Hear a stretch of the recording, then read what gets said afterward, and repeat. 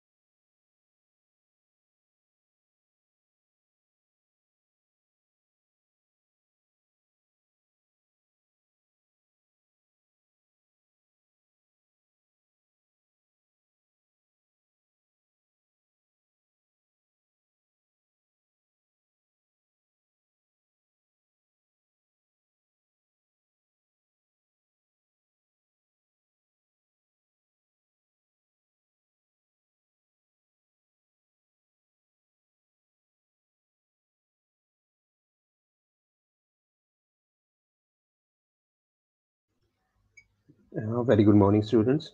ठीक है। आवाज नहीं आ रही आप लोगों को? आ रही है, ठीक है, ओके। सो कल हमने डिस्कस किया था, हम पर्सनालिटी पढ़ रहे हैं। जो बच्चे 2 दिन से लेक्चर्स नहीं ले रहे, आज सिर्फ लेक्चर में नजर आ रहे हैं कुछ बच्चे, ठीक है, उनके लिए मैं थोड़ा सा रिपीट कर लेता हूँ कि हम पर्सनालिटी पढ़ रहे थे। पर्सनालिटी में हमने कुछ मेजर टर्म्स जो कि जनरल कुछ इंट्रोडक्टरी टर्म्स थे वो पढ़े थे कि पर्सनालिटी क्या है, हेरिडिटी क्या है, या ट्रेड्स क्या है, ठीक है। या हैबिट्स वगैरह, ये सारी चीजें, फिजिक वगैरह, ये सारी चीजें हमने जो है वो डिस्कस की थी, ठीक है। अब इन सारी चीजों को डिस्कस करने का मकसद क्या था? डिस्कस करने का मकसद सिर्फ सबका ये है कि इन सारी चीजों के बेस पे जो है ना, किसी न किसी एक थेरिस्ट ने जो है वो अपनी थेरी जो है वो डिजाइन किया है, ठीक है। इन चीजों के बेस पे जो है वो लोगों ने थेरीज दी है, इस वजह से ये चीजें जो है वो हम स्टार्ट में जो है वो डिस्कस कर रहे थे, ठीक है। इन चीजों के बाद फिर हम आए थेरीज के ऊपर। तो पर्सनालिटी के अंदर ग्रुप ऑफ थेरीज है या ग्रुप ऑफ थेरिस्ट है जिन्होंने जो है वो अपनी थेरीज जो है वो अपनी थेरीज पेश की है। अब पर्सनालिटी के अंदर मेन 5 क्लासेस है थेरीज की, ठीक है। फर्स्ट क्लास जो है वो साइकोएनालिटिक या साइकोडायनामिक थेरीज है, ठीक है। द नेक्स्ट वन या जो सेकंड वन है वो ह्यूमनिस्टिक थेरीज है, ठीक है। थर्ड वन जो है वो ट्रेड थेरीज है। फोर्थ वन जो है वो बायोलॉजिकल या एनवायरमेंटल इम्पैक्ट थियरीज है। और फिफ्थ वन या लास्ट जो हमारे पास एक क्लास है वो है कल्चरल थ्योरी या कल्चरल साइकोलॉजी थ्योरी, ठीक है। फर्स्ट साइकोएनालिटिक में हमने फ्रूड की थ्योरी को थोड़ा सा डिस्कस किया था कल, ठीक है। Ego, end ego, super ego को, जो फ्रूड ने कहा था कि माइंड जो है वो mostly above below the surface है, ठीक है। जो हमें पता है वो बहुत कम चीजों का पता है। इसके अलावा इन्होंने ये कहा था कि माइंड जो है ये एक आइसबर्ग की तरह है। हमें बहुत कम एरिया जो है या बहुत कम पार्ट जो है वो नजर आ रहा है, या हमारी कॉन्शियस में या हमारे अवेयरनेस में, ठीक है। बाकी जो है वो हमें पता नहीं है। इसके अलावा इन्होंने ईड ईगो सुपर ईगो की बात की थी, ठीक है, कि ईगो जो है एक रियलिटी प्रिंसिपल है जो कि ईड और सुपर ईगो दोनों को जो है वो, दोनों के टेंशन को जो है वो नॉर्मलाइज करता है या दोनों के टेंशन को जो है वो बैलेंस करता है, ठीक है। इसके अलावा इन्होंने अनकॉन्शियस की बात की थी कि अनकॉन्शियस जो है ये एक रिजर्वायर है हमारे थॉट्स का, विशेस का, फीलिंग्स का, मेमोरीज का, ठीक है। लेकिन ये हमारी अवेयरनेस से जो है ये हिडन है क्योंकि ये अनएक्सेप्टेबल है, ठीक है। कि ये सारी चीजें जो ये अनएक्सेप्टेबल है किसी न किसी वे में, इसलिए ये हमारी अवेयरनेस से जो है वो हिडन है, ठीक है। ओके, नेक्स्ट फिर इन्होंने ये डेवलपिंग पर्सनालिटी की पर्सनालिटी जो है वो किस तरह डेवलप होती है वो सारी चीज़ों के बारे में थोड़ा-सा कि एक प्लेयर प्रिंसिपल आता है, उसके बाद जो है ईगो डेवलप होता है, ईगो ईगो के बाद जो है एक सुपर ईगो डेवलप होता है, वो सारी चीज़ें इन्होंने बताई थी, ठीक है? फिर उन्होंने एक मेन कॉन्सेप्ट दिया था अपनी थ्योरी का कि बच्चे का या जो एक बेबी जो है जिस तरह डेवलप होता है, ठीक है? बेबी तो नहीं हम चाइल्ड कहते हैं, चलो एक चाइल्ड जो है वो चाइल्ड डेवलपमेंट जिस तरह होती है, तो चाइल्ड डेवलपमेंट इन्होंने कहा था कि चाइल्ड डेवलपमेंट का जो मेन एक जो मेन जिस पॉइंट के ऊपर जो है वो हम सारे अपनी थ्योरी उसने डेवलप की थी, उसने कहा था कि जो मेन पॉइंट है ना चाइल्ड डेवलपमेंट में, वो असल में सेक्सुअलिटी है। ठीक है, इसने कहा था कि सेक्सुअलिटी के बेस पे जो है वो बच्चे डेवलप करती है, ठीक है? बच्चे जो है वो डिफरेंट स्टेजेस से गुजरते हैं, हर एक स्टेज में उनका एक एरोजेनस ज़ोन होता है, ठीक है? एरोजेनस ज़ोन वो ज़ोन होता है जो कि उससे वो प्लेयर हासिल करता है, उससे वो सेक्सुअल प्लेयर रहता है, ठीक है? उस सेक्सुअल प्लेयर को हासिल करके जो है ये बच्चा जो है ये नेक्स्ट स्टेज पे मूव करता है, ठीक है? अगर ये प्लेयर ज़्यादा मिल जाए या कम मिल जाए तो वो बच्चा उस स्टेज में जो है वो फिक्सेट कर जाता है और ये लेटर लाइफ में उसकी पर्सनैलिटी के अंदर जो है ये सारी चीज़ें जो है वो अपीयर होगी, ठीक है? वो चीज़ें ऑलरेडी हम पढ़ चुके हैं, फ्रूट की थ्योरी जो है वो हम बहुत डिटेल में पढ़ चुके हैं क्लास में। यहाँ पे सिर्फ एक ओवरव्यू देना था, ओवरव्यू का मकसद ये था कि ताकि आप लोगों को चीज़ें जो है वो दोबारा से रिफ्रेश हो जाए, ठीक है? उसके 5 स्टेजेस थे, 5 स्टेजेस के अपने 5 स्टेजेस का जो है अपना एक टाइम ज़ोन है, ठीक है? और उसका एक अपना फोकस है। वो सारी चीज़ें हम ऑलरेडी डिस्कस कर चुके हैं, ठीक है? ओके, उसके बाद जो है इसने डिफेंस मैकेनिज़्म के बारे में थोड़ा-सा बताया था कि एंजाइटी की वजह से या स्ट्रेस की वजह से जितनी भी टेंशन्स आती है उनको अनकॉन्शियसली हमारी बॉडी जो है वो खुद मैनेज करती है। अब अनकॉन्शियसली किस तरह मैनेज करती है? अनकॉन्शियसली जो है वो हमारी अंदर डिफेंस मैकेनिज्म जो ईगो डिफेंस मैकेनिज्म जो है वो अपीयर होते हैं, वो ऑटोमेटिकली जनरेट होते हैं और वो खुद ही जो है उसको उसके साथ जो है वो डील करते हैं, ठीक है? कुछ 9 डिफेंस मैकेनिज्म्स के बारे में इसने बताया था। उसके बाद जो है इसकी फ्लूइड की बेटी आई एना फ्लूइड, ठीक है? और उसने काफ़ी आगे जो है उसके ऊपर काम किया। फिर बाकी जो साइकोएनालिस्ट थे वो लोग आए, उन्होंने आगे उस चीज़ के ऊपर जो है वो काम किया। ठीक है? ओके।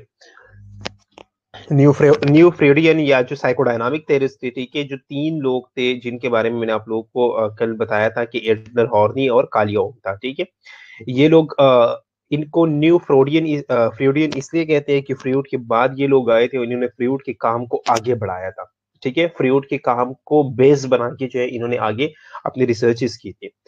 इनके बारे में थोड़ा-सा मैंने कल आप लोगों को बताया था कि कुछ चीज़ें ऐसी थी जिनके साथ ये लोग जो है वो इत्तेफ़ाक कर रहे थे, जिस चीज़ को जो है ये लोग एक्सेप्ट कर रहे थे और कुछ चीज़ें ऐसी थी जो कि डिफ़र थी, जो कुछ चीज़ें ऐसी थी जो कि ये लोग नहीं मान रहे थे, ठीक है? उसके खिलाफ जा रहे थे। अब जिन चीज़ों को ये लोग एक्सेप्ट कर रहे थे, उनमें फर्स्ट ये था कि इन्होंने कहा था कि अनकॉन्शियस जो है ये बहुत इंपॉर्टेंट है, या जो हमारे चाइल्डहुड एक्सपीरियंस है ना, ये बहुत इंपॉर्टेंट है पर्सनैलिटी को शेप करने में। पर्सनैलिटी डेवलपमेंट में चाइल्डहुड मेमोरीज, चाइल्डहुड एक्सपीरियंसेस और हमारा अनकॉन्शियस माइंड ये बहुत इंपॉर्टेंट है। ये बात ये लोग एक्सेप्ट कर रहे थे। नेक्स्ट जो ये लोग एक्सेप्ट कर रहे थे वो ये था कि ईगो सुपर ईगो ये पर्सनालिटी को स्ट्रक्चर करती है। ये भी ये लोग एक्सेप्ट कर रहे थे। और जो थर्ड ये लोग एक्सेप्ट कर रहे थे, ये लोग डिफेंस मैकेनिज्म का रोल एक्सेप्ट कर रहे थे, ठीक है? अब जहां पे ये लोग खिलाफ जा रहे थे या जिस जिस बात से ये लोग मुखालफत कर रहे थे वो ये था कि ये लोग कह रहे थे कि जो फ्रूड कह रहा है ना कि बचपन में ये जो एंजाइटी है या पर्सनालिटी डेवलपमेंट है, ये सेक्सुअल टेंशन की वजह से, ये सेक्सुअल टेंशन की वजह से नहीं है, ये सोशल टेंशन की वजह से, ये सोसाइटी की वजह से, ये सराउंडिंग की वजह से, ठीक है? ये हमारे फैमिली की वजह से, हमारे पेरेंट्स की वजह से, हमारे फ्रेंड्स की वजह से, ठीक है?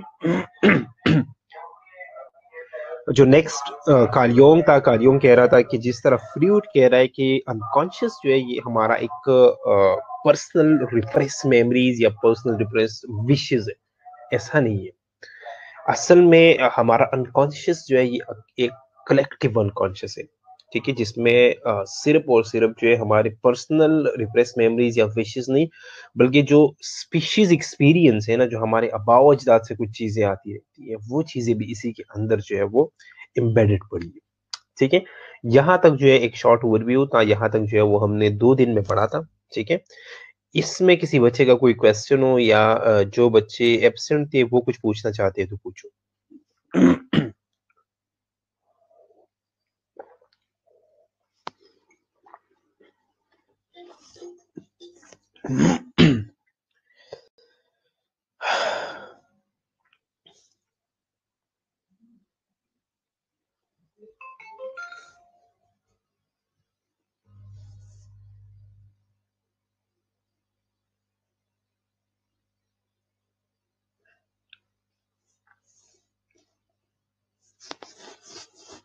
क्लियर है, ठीक है।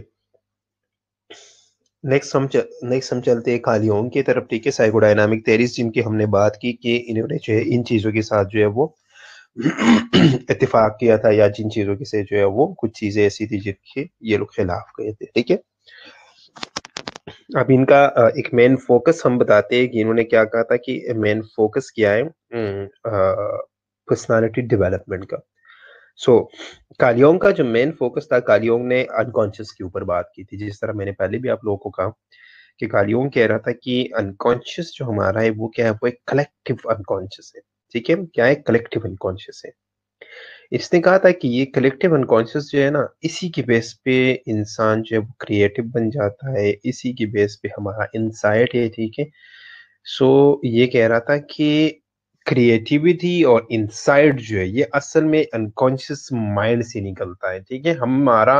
हमारी बॉडी जो है वो अपॉर्चुनिटी ढूंढती है कि कहीं पे कोई कोइंसिडेंस हो, कोई मूवमेंट ऐसा है जिसपे हमारी क्रिएटिविटी या इंसाइट जो है वो क्लिक कर जाए, तो हमारी पर्सनालिटी जो है इसकी बेस पे डेवलप होती है। ठीक है। उसके बाद एल्फर्ड एडलर ने क्या कहा था? एल्फर्ड एडलर ने कहा था focus on the fight against feeling of inferiority. इसने कहा था कि इंसान की पर्सनालिटी तब डेवलप होती है जब वो इंफीरियरिटी का, ये जो सेंस ऑफ इंफीरियरिटी है ना, इसके साथ वो लड़ना शुरू कर दे। जब वो सेंस ऑफ इंफीरियरिटी के साथ लड़ना शुरू कर दे ना, तब इंसान डेवलप होगा, ऐसे डेवलप नहीं हो सकता, ठीक है।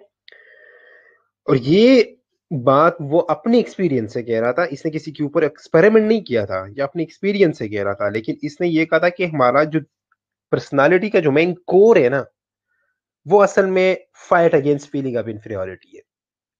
जब आप इंफीरियर फील ना करो, जब तक आप जो है वो लड़ते रहते हो इंफीरियरिटी की, ये जो सेंस ऑफ इंफीरियरिटी है ना, जो आपको लग रहा है कि भाई मैं कुछ नहीं कर सकता, तो फिर आप कुछ नहीं कर सकते, ठीक है। इसने कहा था कि आप हमेशा जो ये इंफीरियरिटी का सेंस आपके माइंड में क्लिक होता है ना, इसके साथ लड़ना शुरू कर दो। जब आप इस सेंस को डिफीट कर पाओगे ना, तब आप डेवलप कर पाओगे, तब आप डेवलप हो, तब आपकी पर्सनालिटी जो है वो डेवलप होगी।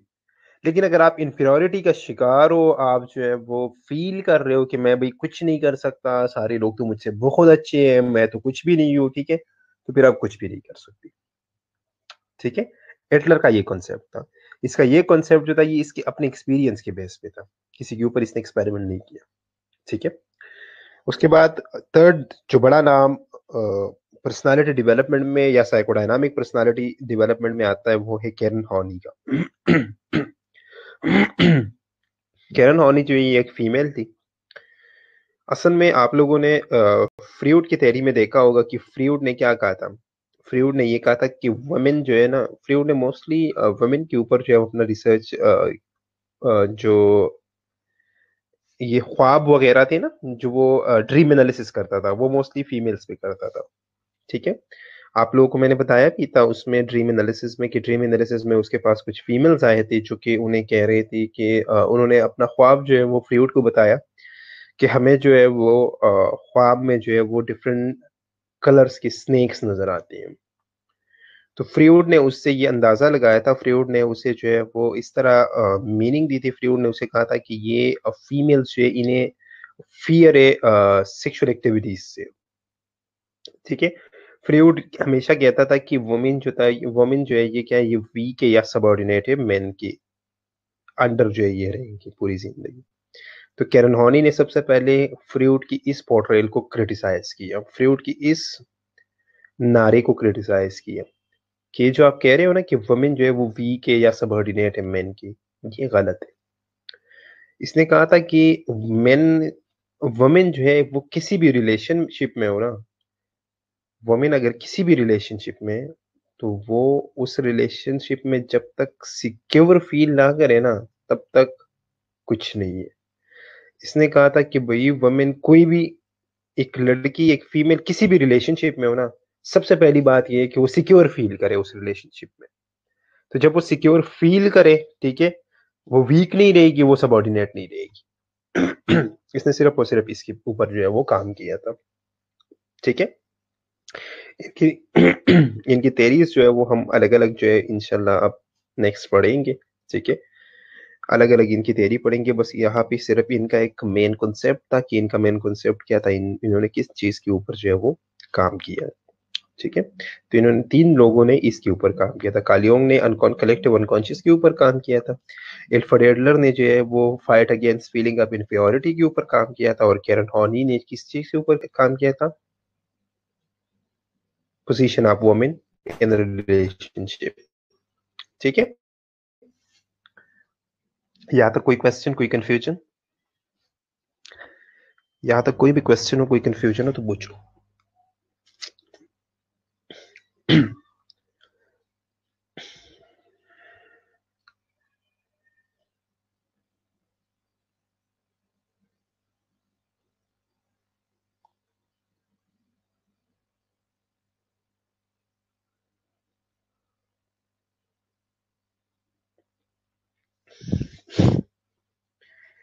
कोई क्वेश्चन नहीं है? कोई क्वेश्चन नहीं है, या आप लोग ऑन करके चले गए हो कहीं पे, अपने कामों में लगे हो? क्योंकि कोई रिस्पांस नहीं आ रहा आगे से।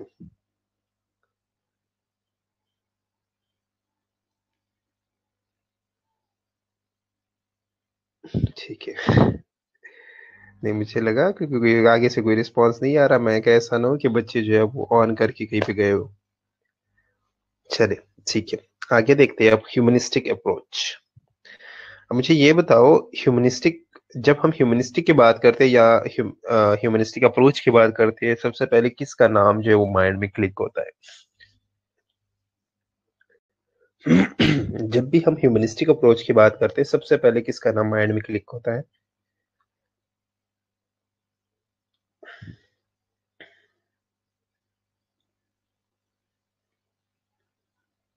अब आप लोगों का तो क्वेश्चन नहीं है, अब मैं क्वेश्चन पूछ रहा हूँ। जब भी हम ह्यूमनिस्टिक अप्रोच की बात करते हैं, सबसे पहले किस नाम, कौन सा ऐसा बड़ा नाम है जो कि माइंड क्लिक करता है ह्यूमनिस्टिक अप्रोच के अंदर?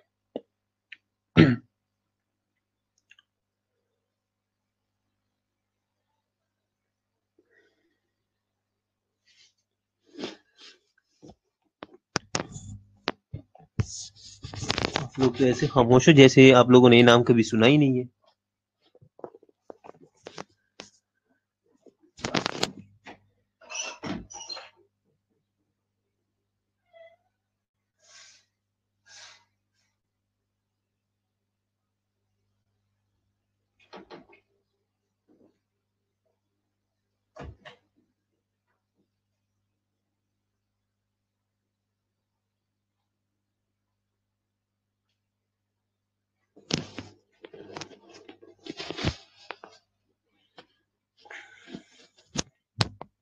सर्च ना करो, अगर किसी को पता है तो मुझे वैसे बताओ, नहीं पता तो भी बताओ कि नहीं पता।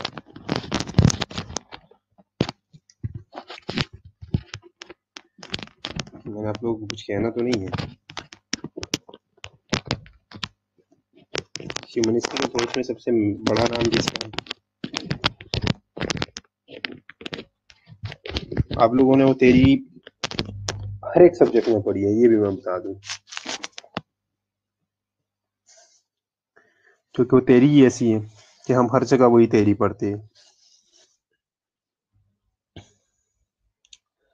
Maslow, very good, Maslow hierarchy, ठीक है। ह्यूमनिस्टिक अप्रोच में सबसे बड़ा नाम जो है वो मैस्लो का है, ठीक है, Abraham Maslow. Maslow hierarchy, needs Maslow hierarchy, या हम उसे मोटिवेशनल थ्योरी कहते हैं, या हम नीड बेस्ड थ्योरी कहते हैं, या हम ह्यूमनिस्टिक थ्योरी कहते हैं, काफी सारे नाम है उसके, ठीक है। ठीक है, humanistic psychology an approach that emphasize personal growth, resiliency and the achievement of human potential. इन्होंने ह्यूमन पोटेंशियल के ऊपर काम किया था, ठीक है, पर्सनल ग्रोथ के ऊपर काम किया था। इन्होंने यही कहा था कि स्टेप बाय स्टेप जो है वो इंसान आगे बढ़ता है, ठीक है, डिफरेंट स्टेजेस से गुजरता है, और डिफरेंट स्टेजेस पे वो कुछ अचीव करता है, ठीक है। लेकिन अगर उसके पहले वाले नीड्स जो है वो अगर ना मिले तो वो लोग जो है वो दोबारा उसी नीड के बेस पे या उसी नीड के ऊपर जो है वो आते हैं, ठीक है। इसमें दो बड़े नाम है ह्यूमनिस्टिक अप्रोच में, Abraham Maslow and Carl Roger, ठीक है। Abraham Maslow and Carl Roger. Abraham Maslow की थ्योरी सबने जो है वो पढ़ी है, सबने देखी है, ठीक है। मैस्लो हायरार्की नीड्स भी इसे कहते हैं या मैस्लो नीड्स हायरार्की भी इसे कहते हैं, ठीक है। अब्राहम मैस्लो का जो मेन डेवलपमेंट का एक अब्राहम मैस्लो ने क्या कहा था कि पर्सनालिटी डेवलपमेंट में ये क्या, ये ग्रेजुअल प्रोग्रेशन है टू सेल्फ एक्चुअलाइजेशन। आराम आराम से ग्रेजुअली जो है वो हम प्रोग्रेस करते हैं, हम ऊपर की तरफ जाते हैं। इसने अपने थ्योरी को एक पिरामिड की शक्ल में जो है वो पिरामिड की इसने अपने थ्योरी को एक पिरामिड का शक्ल दिया था, ठीक है। इसने एक पिरामिड का शक्ल दिया था और इसने ये कहा था कि हम नीचे से जो है वो स्टार्ट कर लेते हैं और ऊपर की तरफ जो है वो पिरामिड की ऊपर की तरफ जो है वो जाते हैं, ठीक है। डिफरेंट नीड्स के बारे में इसने बताया था कि हमारी जो सबसे नीचे जो नीड्स है वो क्या है, वो बेसिक नीड्स।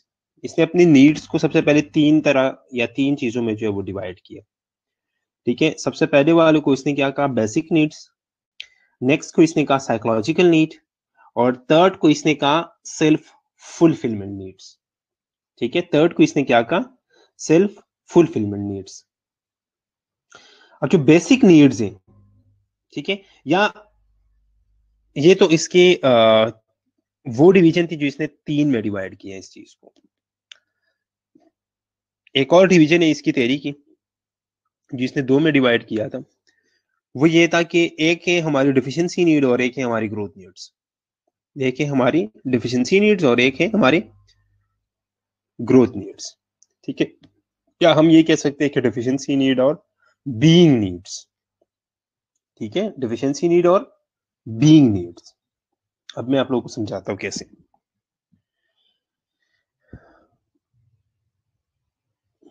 मैं यहाँ पे कर्सर ऑन करता हूं सो आप लोग थोड़ा गौर से देख लें। यहां तक जितनी भी नीड्स है ना, सेल्फ एस्टीम तक,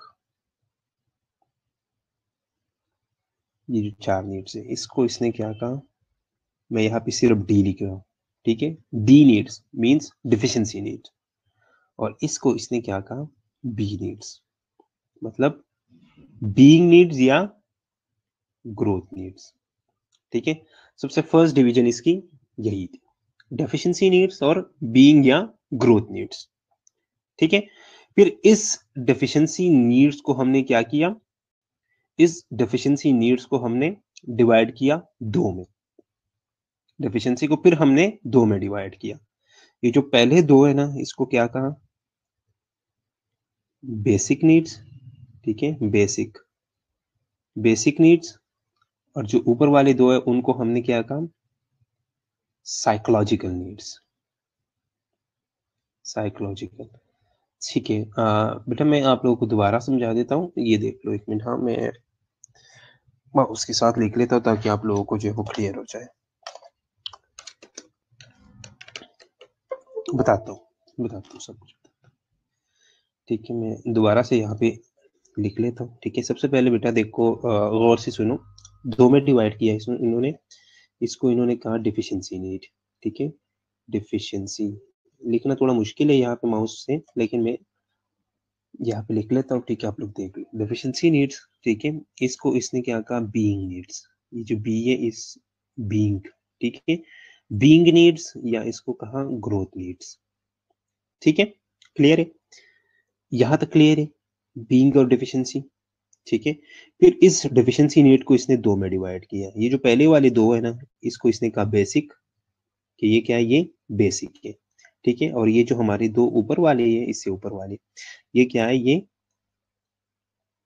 साइकोलॉजिकल है, ये साइकोलॉजिकल है, ठीक है, ये साइकोलॉजिकल है। अब समझ आ रही है आप लोगों को। ये जो नीचे वाले दो है ना, ये क्या है, पहले इसने दो में डिवाइड किया, जो नीचे वाले चार हैं ये क्या है, ये डिफिशियंसी नीड्स है। जो ऊपर वाली है ये बीइंग नीड्स है, ठीक है। डिफिशियंसी को फिर इसने दो में डिवाइड किया, पहले वाले दो जो है वो बेसिक नीड्स है और ऊपर वाले दो जो है वो साइकोलॉजिकल नीड्स है।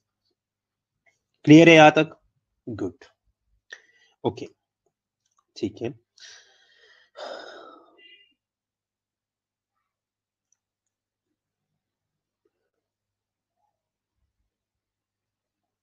यहाँ तक कोई क्वेश्चन?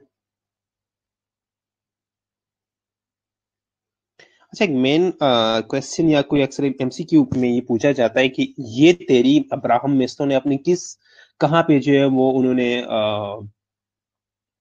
जो है ये थ्योरी एक्सप्रेस की है, या कहाँ पे ये थ्योरी जो है, या उसने किस बुक में ये थ्योरी लिखी है? तो उनकी बुक का नाम था मोटिवेशन इन पर्सनालिटी।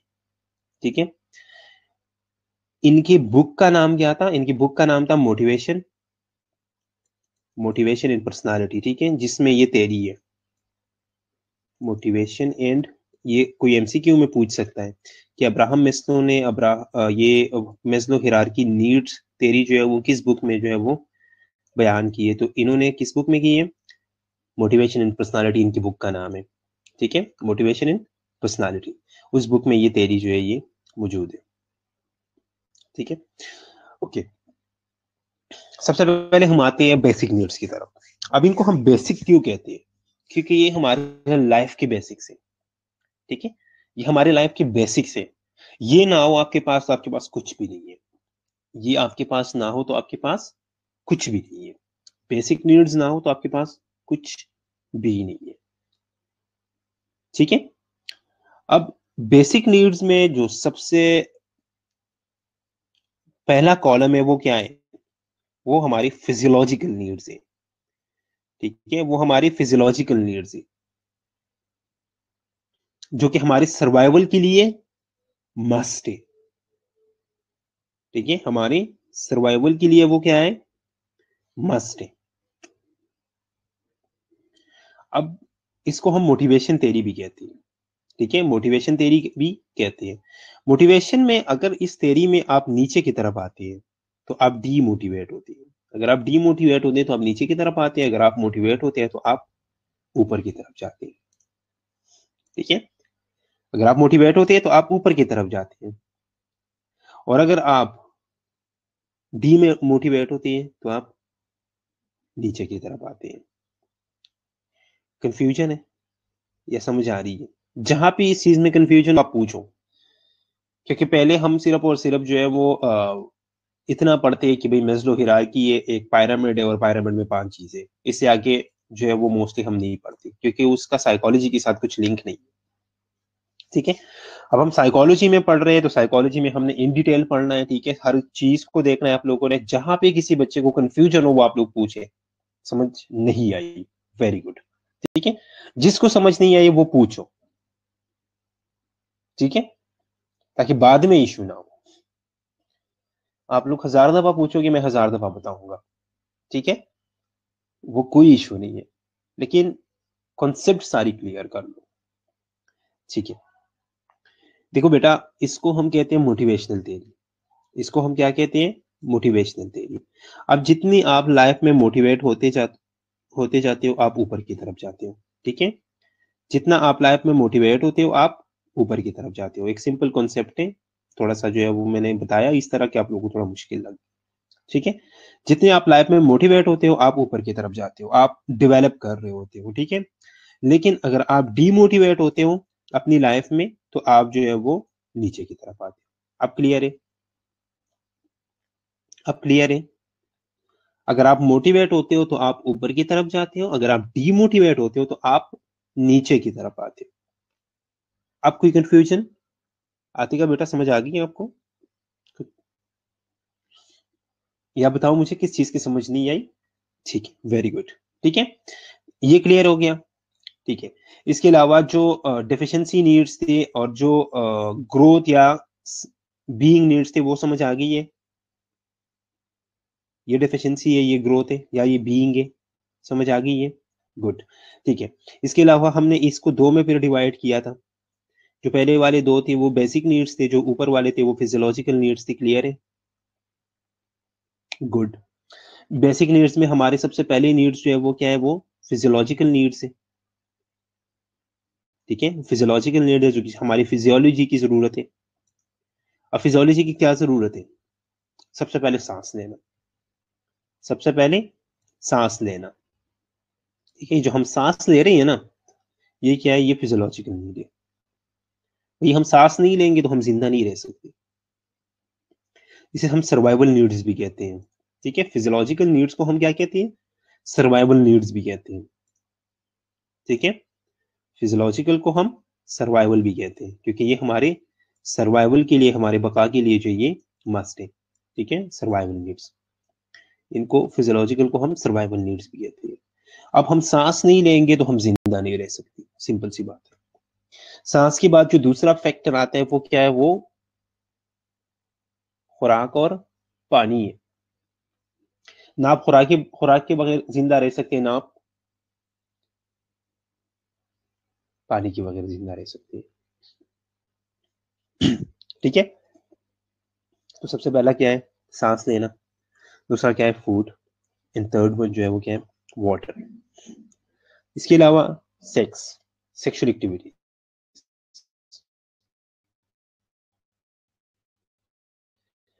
अब फिजियोलॉजिकल में आती है, ये हमारी फिजियोलॉजी की नीड है, सर्वाइवल के लिए ये मस्ट है।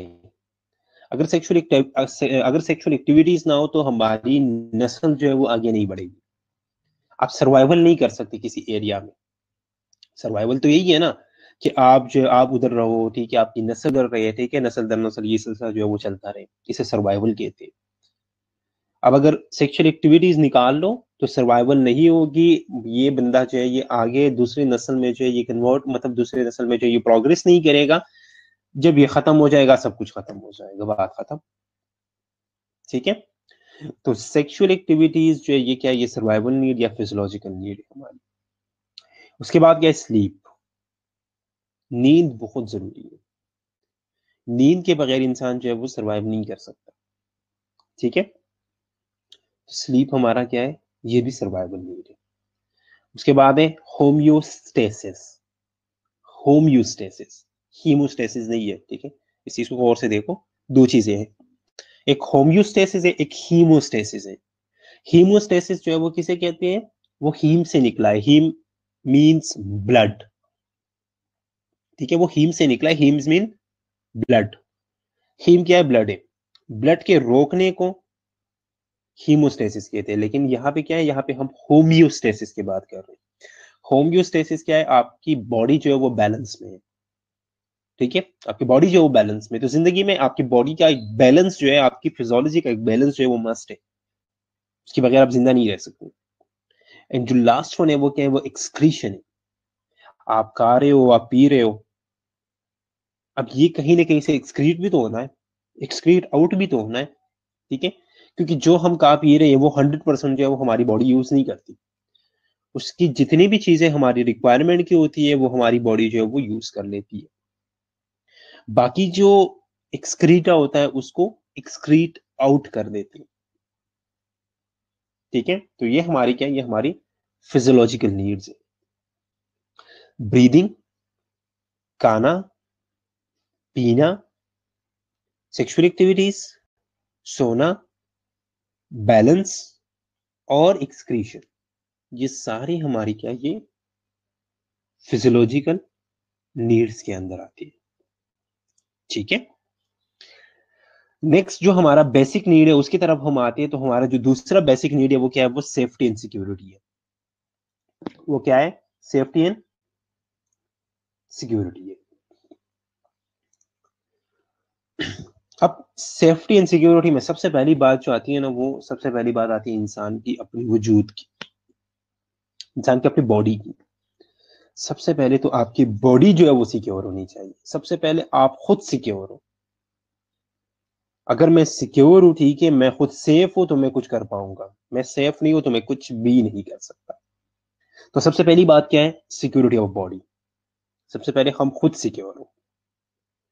सिक्योरिटी ऑफ एम्प्लॉयमेंट, हमारी जॉब सिक्योर हो।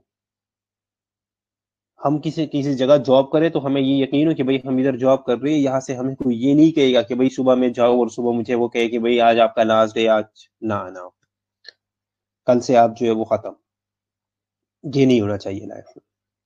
आपकी एम्प्लॉयमेंट जो है, आपकी जो नौकरी है वो सिक्योर होनी चाहिए। तब भी जो है आप रिलैक्स जिंदगी गुजार सकते हो, तब भी आप जो है अपनी लाइफ में सारे कुछ जो है वो प्लान कर सकते हो। अगर आपका एम्प्लॉयमेंट जो है वो सिक्योर नहीं है, आपके पास जो है वो जॉब की सिक्योरिटी नहीं है, तो आप कोई भी चीज जो है वो प्लान नहीं कर सकते। ठीक है। नेक्स्ट है सिक्योरिटी ऑफ रिसोर्सेस। आपको रिसोर्सेस पूरे मिले, सिक्योर रिसोर्सेस मिले, आपको तालीम मिले, आपको जो है वो बिजली मिले, सब कुछ मिले, जितने रिसोर्सेज आपकी जिंदगी को रिक्वायर्ड है, ठीक है, बाकी लोगों को जो रिसोर्सेज मिल रहे हैं वो आपको भी मिले सिक्योर तरीके से। नेक्स्ट वन जो है वो सिक्योरिटी ऑफ मोरालिटी, सबसे इंपॉर्टेंट, सिक्योरिटी ऑफ मोरालिटी। आपका जहनियत जो है ना ये आजाद होना चाहिए, ठीक है, आपकी मोरालिटी जो है वो आजाद होनी चाहिए। मोरालिटी में काफी सारी चीजें आती है। मोरालिटी में आपकी जो है वो सबसे पहले जो है वो रिलीजन आता है, मोरालिटी में आपका रिलीजन आता है, मोरालिटी में आपके वैल्यूज आती हैं, आपका एटीट्यूड आता है। मोरालिटी में सबसे पहले आपका रिलीजन, आपका एटीट्यूड, आपके वैल्यूज, ये सारी चीजें आती हैं। उसके बाद आपके ख्यालात आते हैं। इन सब चीजों में आप आजाद हो और आप सिक्योर हो, आपको कोई जबरदस्ती जो है वो कोई काम ना करवाए। तो ये क्या, सिक्योरिटी ऑफ मोरालिटी है ये।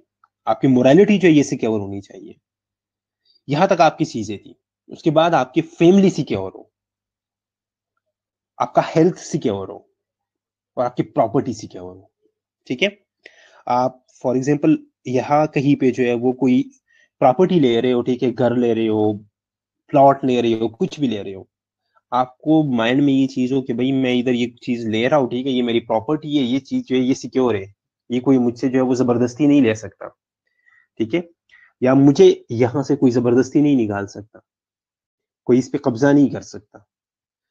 तो ये सारी चीजें जो है ये क्या है, ये मस्ट होनी चाहिए आपकी लाइफ में। आपकी बॉडी सिक्योर हो, आपका एम्प्लॉयमेंट सिक्योर हो, आपकी रिसोर्सेज सिक्योर हो, आपकी मोरालिटी सिक्योर हो, आपकी फैमिली सिक्योर हो, आपका हेल्थ सिक्योर हो, आपकी प्रॉपर्टी सिक्योर हो, ठीक है। तो सेफ्टी एंड सिक्योरिटी में सारी चीजें जो है वो क्या है, वो सेफ्टी एंड सिक्योरिटी के ऊपर है। सबसे पहले आपने इसको एक्सप्लेन करने का एक बहुत अच्छा तरीका है। सबसे पहले आप सेल्फ से शुरू कर लो, जो आपकी जात की चीजें, फिर उसके बाद फैमिली की तरफ जाओ, फिर उसके बाद प्रॉपर्टी की तरफ जाओ। एक सीक्वेंस बनता जाता है। बोलने में, बताने में, लिखने में इजी होता है, एक्सप्लेन करने में इजी होता है, ठीक है। यहां तक कोई क्वेश्चन? क्योंकि मुझे नहीं लगता कि जितना टाइम रहता है बाकी हो जाएंगे। यहां तक मुझे बताओ, कोई किसी का कोई क्वेश्चन है?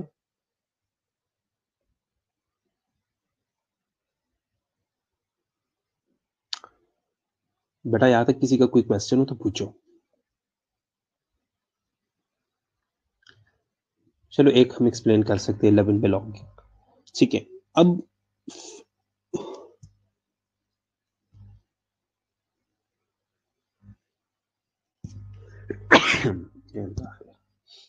ठीक है, अब नेक्स्ट हम जा रही है अपनी फिजियोलॉजिकल साइकोलॉजिकल नीड्स की बेस पे। अब हमारी जो साइकोलॉजिकल नीड्स है,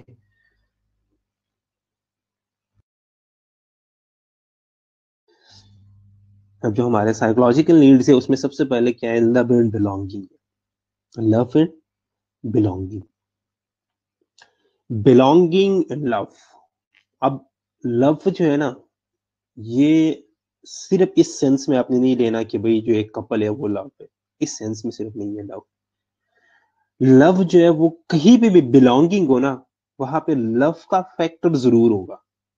कहीं पे भी बिलोंगिंग हो ना, वहां पे लव का फैक्टर जरूर होगा। बिलोंगिंग क्या है? आपके रिश्ते, फ्रेंड्स है, फैमिली है, सेक्सुअल इंटीमेसी है। अगर आपको किसी के साथ दोस्ती है ना कहीं पे उधर प्यार है तो आपकी दोस्ती है। आपकी फैमिली है ना, फैमिली हमें अजीज क्यों होती है? क्योंकि उनके साथ हमारा प्यार होता है।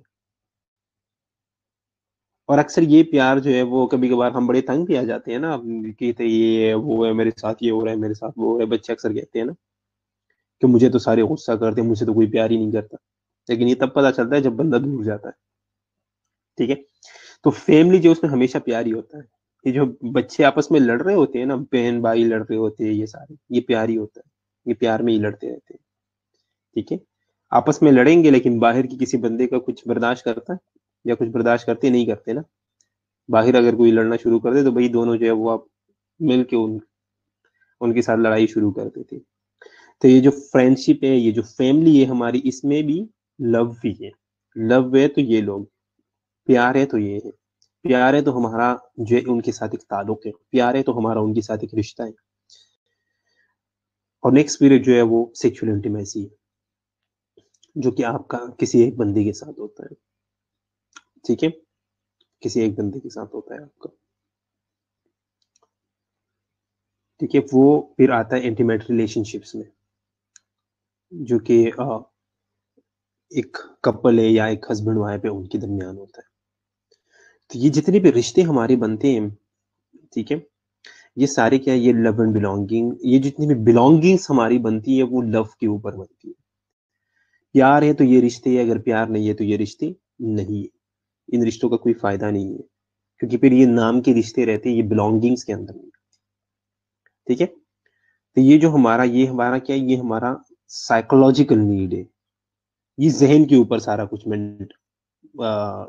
है वो मुनहसर है, हमारी साइकोलॉजी के ऊपर जो है वो मुनहसर है। ठीक है, इससे हमारा माइंड जो है वो क्लिक करता है। अगर किसी के लिए प्यार है तो वो भी हमारी साइकोलॉजी है, अगर किसी के साथ जो है वो किसी के लिए नफरत है तो वो भी हमारी साइकोलॉजी है। ठीक है, तो बिलोंगिंग जहां पे है, ठीक है, लव जहां पे वहां पे बिलोंगिंग है, लव नहीं है तो बिलोंगिंग नहीं है। तो इसीलिए हम इस नीड को साथ लिखते हैं कि लव एंड बिलोंगिंग। ठीक है, यहां तक क्लियर है? ठीक है बच्चों, यहाँ तक किसी का कोई क्वेश्चन है तो पूछो, नहीं तब तक मैं आप लोगों की अटेंडेंस मार्क कर लेता हूँ, क्योंकि टाइम कम रह गया। और बाकी इंशाल्लाह यहाँ से हम आगे जो है वो कल स्टार्ट करेंगे। लेकिन आप लोगों ने ये पॉइंट्स जो मैंने बताए, ठीक है, इनके जो नाम बताए, इनका जो सेग्रीगेशन बताया, ये आप लोग कहीं पे जो है वो अपने पास नोट कर ले। अच्छा तरीका यही है कि आप लोग कहीं पे जो है वो नोट कर ले। ठीक है,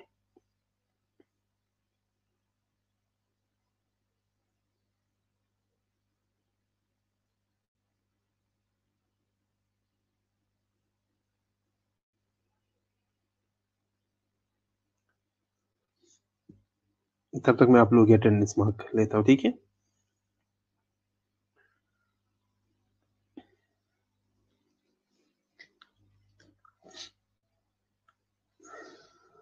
गुड। नोट करना मस्ट है, क्योंकि ऐसी चीजें जो है वो याद नहीं रहती फिर, तो नोट करना जो है वो मस्ट है। ठीक है, आप लोगों को नोट करना चाहिए।